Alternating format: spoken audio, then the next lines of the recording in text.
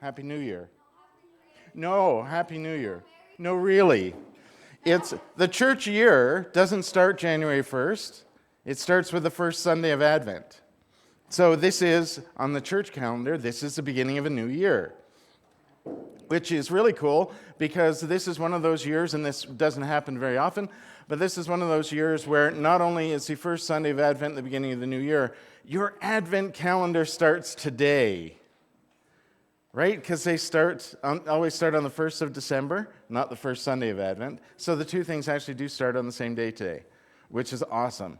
The other thing that we do to mark our journey to Christmas is we have an Advent wreath. So I'd like to invite the children to come up and join me at the Advent wreath, this beautiful circle of green foliage.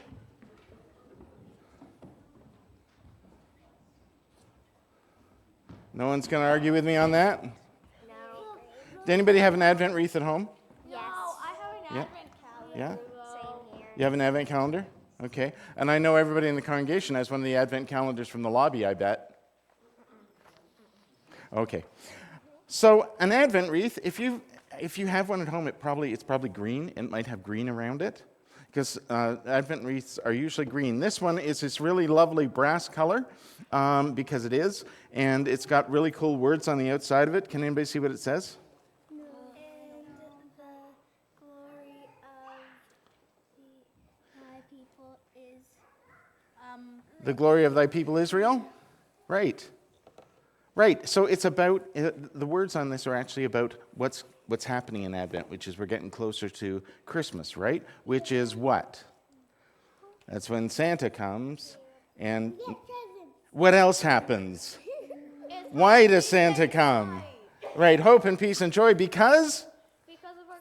Jesus is here. And also, Yay. also the reason why we know that is because of the Christmas play that you wrote. Oh, because of the Christmas play too. Yes, we learn lots in Advent, don't we?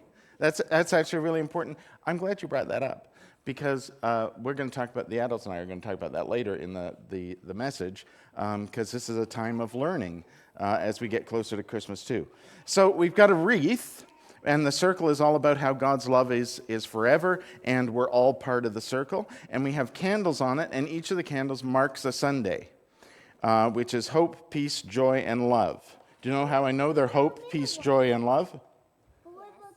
Oh, that's a special one. That's for Christmas. This is for Jesus, right? So hope, peace, joy, and love. How do I know that's the right order? How do I know that that's the right order? Because it goes around the circle like... Yes, you're absolutely right, because it goes around the circle, and because this one is a different color. How come? Because it's love. It's love. You would think that, wouldn't you? You would think that. It's actually joy. I know, right? You would think it would be love because it's pink. But it's joy, because it's not actually supposed to be pink. It's supposed to be rose-colored. Then which one is Because love? this one's love. I know, you'd think it'd be red, right? Why don't we do that? We should have different colors. What color would hope be? Purple. Yellow. This one has... Yellow for hope? Purple for hope? What about peace? What color's peace? White. Green. White? Do you think so? Yeah. It'd be pretty cool if they were all different colors, wouldn't it? Okay, we're going to have to think about that, because it'd be cool if they were all colors. So, each week we're going to light a candle. So, don't get too close, because that one's about to be on fire. So, and we don't want anyone else to be. So each week we're going to light, and we have a little story that goes with each candle. So this week, it's the candle of hope.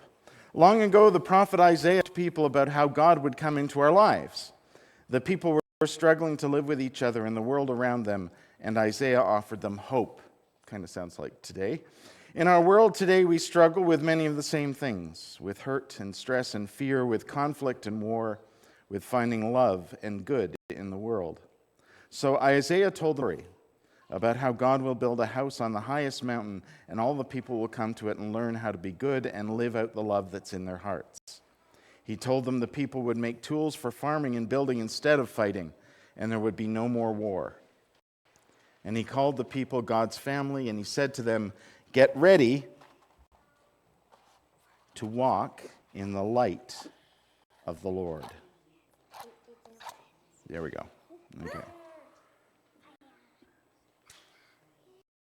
Yay.